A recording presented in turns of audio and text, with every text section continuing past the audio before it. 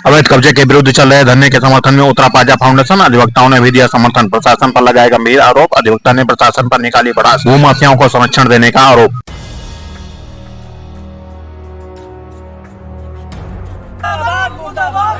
प्रशासन मुर्दाबाद, मुर्दाबाद, मुर्दाबाद, भ्रष्ट प्रशासन मुर्दाबाद, मुर्दाबाद, मुर्दाबाद, भूमाफिया मुर्दाबाद, मुर्दाबाद, मुर्दाबाद, भूमाफिया मुर्दाबाद, मुर्दाबाद, मुर्दाबाद, सीएम राबड़ी मुर्दाबाद, मुर्दाबाद, मुर्दाबाद, भ्रष्ट प्रशासन। एक बार पुनः अपने जो संविधान की शपथ लेकर आई है या संविधान के प्रावधानों के अनुसार आप अधिकारीगण लोक सेवक जो बनकर आए हैं, लोक सेवक की बात करिए, कार्य कीजिए, ना कि अन्य को खुश करने के लिए, अन्य को खुश करने के लिए काम कीजिए। आप पद की गरिमा को बनाइए, वरना जिला प्रशासन रायबरेली, जिला रायबरेली पूरी तरह से बदनाम हो चुका है पूरे उत्तर प्रदेश में आपके इन्हीं कारनामों से, क्योंकि ये ऑनलाइन शिकायतें हैं। इनको पूरे यूपी लेवल पर, इवन आज पूरे इंडिया लेवल पर देखा जा सकता है। तो आखिर जिला प्रशासन रायबरेली बताए कि अवैध डीडी कॉम्प्लेक्स को आपने ग्राउंड लेवल पर जाकर जांच क्यों नहीं करना चाहते? क्यों शिकायतकर्ता को मौके पर नहीं बुलाना चाहते हैं? क्यों जो है आखिर क्या छुपाना चाहते हैं आप लोग? इसका मतलब आरडीए रायबरेली सो रहा है। अवैध 5-5 मंजिले की बिल्डिंग बनती रहेंगी, किसी पर गिर जाएगी, कोई मर जाएगा, उसके बाद फोटो खिंचाने आ जाएंगे। त्वरित कार्रवाई करते हुए हमने ये किया। आप लोक सेवक के नाम पर धब्बा बनते जा रहे हैं। अब एसडीएम सदर जिन्होंने ये लिख दिया कि जो है कोर्ट में है, क्या आरडीए कोर्ट है? एसडीएम सदर महोदय को यह बताना पड़ेगा कि इस लेवल पर आप जो है सब डिविजनल मजिस्ट्रेट है, एक पूरे सदर की आपकी जिम्मेदारी होती है, प्रोविजनल की पूरी आपकी जिम्मेदारी होती है। आपको ये बताना पड़ेगा कि आरडीए इज कोर्ट।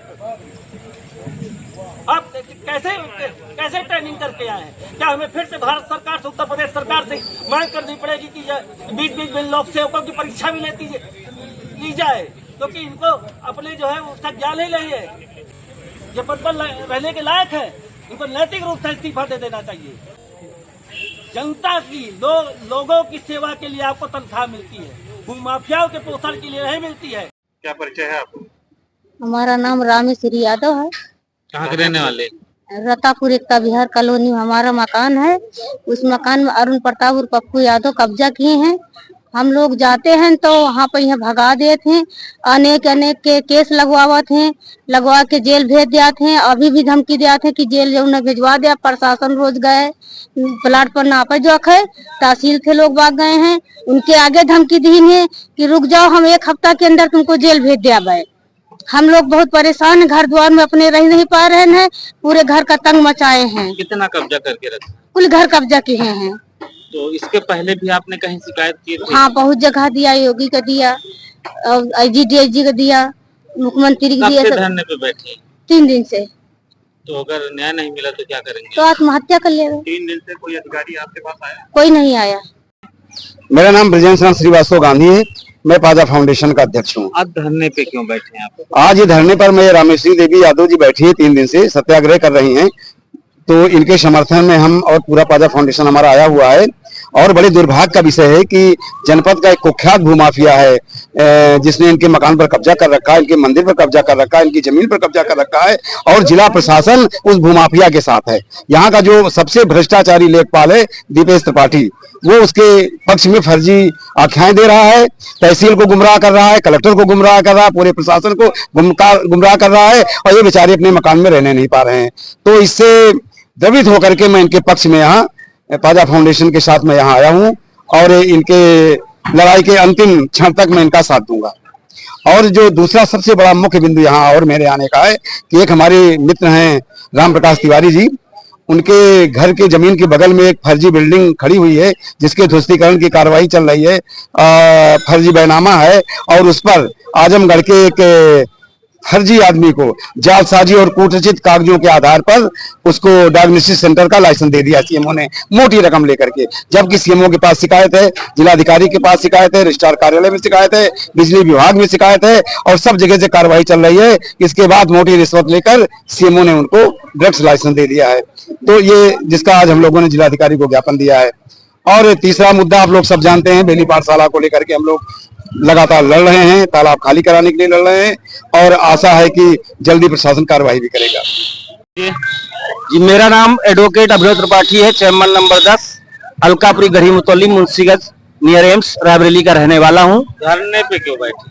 धरने पे बैठने का कारण है अलकापुरी गढ़ी मुतौली मुंशीगंज नियर एम्स में सड़क से डलमऊ रोड से लगभग 25 मीटर की दूरी पर एक 5 मंजिला अवैध बिल्डिंग बन गई है डीडी कॉम्प्लेक्स, जिसके संबंध में कई शिकायतें जिला प्रशासन को ईजी पोर्टल पर यानी पीएमओ लेवल से लेकर निचले स्तर तक की गई, जिनकी जांच यहाँ जिला प्रशासन को आई, जिसमें सबसे बड़ा जो योगदान शुरुआत में लेखपाल महोदय का रहता है कि उनकी आख्या के आधार पर ही आगे की कार्रवाई होती है। लेखपाल जो वेद प्रकाश सिंह जी हैं, उन्होंने अपनी आख्या में बताया कि हमसे जो है इससे ज्यादा निर्माण की जो 1052 स्क्वायर फीट का उसका फर्जी बैनामा है, उससे ज्यादा की जांच की बात की गई, लेकिन उन्होंने उसको गुमराह करते हुए ये शिकायत संख्या में जो भी शिकायत संख्याएं हैं उनमें गुमराह करते हुए आरडीए से बता दिया। आरडीए को शिकायत की गई, आरडीए ने 7 तारीख का निस्तारण 7 मई का लगाया और जो है 13 मई को शिकायतकर्ता को बुलाने की बात की गई। सीएमओ महोदय को शिकायत की गई, सीएमओ महोदय कह रहे हैं हमें बिल्डिंग से मतलब नहीं होता है, जबकि उन्होंने ही कहा था कि हम सारे मानकों का पालन करके क्लिनिकल एस्टेब्लिशमेंट एक्ट हो या जितने भी मेडिकल संबंधी एक्ट हो, और इसके अलावा एसडीएम सदर महोदय के पास जब ये जांच उससे उच्च स्तर पर आई तो उन्होंने बता दिया कि ये मामला कोर्ट में है। एसडीएम सदर महोदय से पूछना चाहता हूं कि आरडीए कोर्ट होती है? तो इसलिए मेरा निवेदन है जिला प्रशासन रायबरेली, खास तौर पे डीएम रायबरेली से, और इसमें एक चीज और जोड़ना चाहूंगा, जब इस भूमाफिया गिरोह अरविंद तिवारी और खल्लू तिवारी निवासी पासापुर थाना भदोखर मुंशीगंज रायबरेली व इनके पूरे गिरोह का भंडाफोड़ व उनकी जानकारी के संबंध में पीएमओ महोदय के यहाँ से गोपनीय जानकारी एक पीपीएस लेवल सीओ सदर अमित सिंह जी के पास दी गई। उनसे ये आशा रखते हुए कि वो गोपनीय स्तर से जांच भेजेंगे, तो वो ऐसी मनगढ़ंत इसमें आख्याएं लगाए हैं, और जब उनसे मिला गया तो उन्होंने कहा हमारा काम केवल बयान दर्ज करना होता है। मैं पीपीएस अधिकारी महोदय से पूछना चाहता हूं कि क्या आपने पुलिस एक्ट 1861 को ढंग से नहीं पढ़ा है? इन्वेस्टिगेशन के बाद कोई ना कोई कंक्लूजन आपको निकालना होता है कि नहीं होता है?